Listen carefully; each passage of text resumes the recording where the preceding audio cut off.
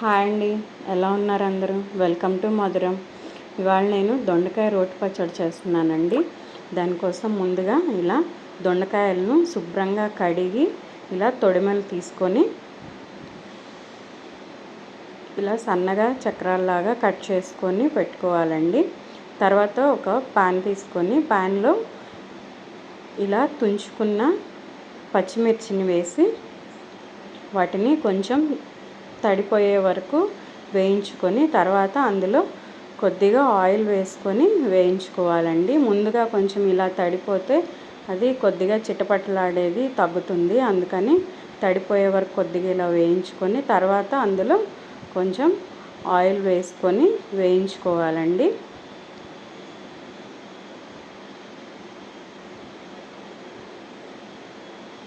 ఈ ఆయిల్ మనకి పచ్చిమిర్చి దొండకాయలు రెండు వేగేదానికోసమని కొంచెం ఎక్కువగానే ఆయిల్ వేసుకోవాలండి. తర్వాత అందులోనే కట్ చేసి పెట్టుకున్న దొండకాయలను కూడా వేసి ఇలా బాగా ఫ్రై చేసుకోవాలండి. ఫ్రై చేసుకున్న తర్వాత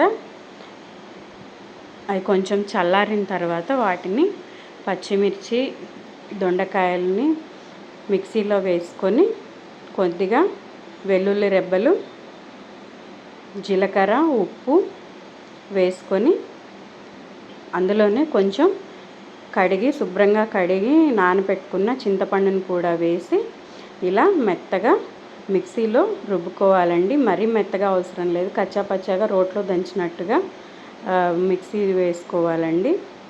ఈ పచ్చడి దోశల్లోకి కానీ వేడివేడి అన్నంలోకి కానీ చాలా టేస్టీగా ఉంటుందండి, చాలా రుచిగా ఉంటుంది. మీకు నచ్చినట్లయితే ఒకసారి ట్రై చేయండి. నేను దొండకాయ పచ్చడిని దోశల్లోకి సర్వ్ చేసుకున్నానండి. చాలా బాగుంది టేస్ట్.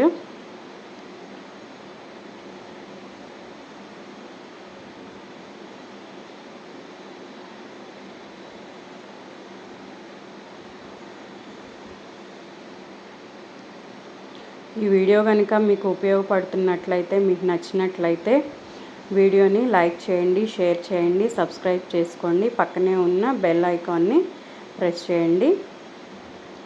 Thanks for watching.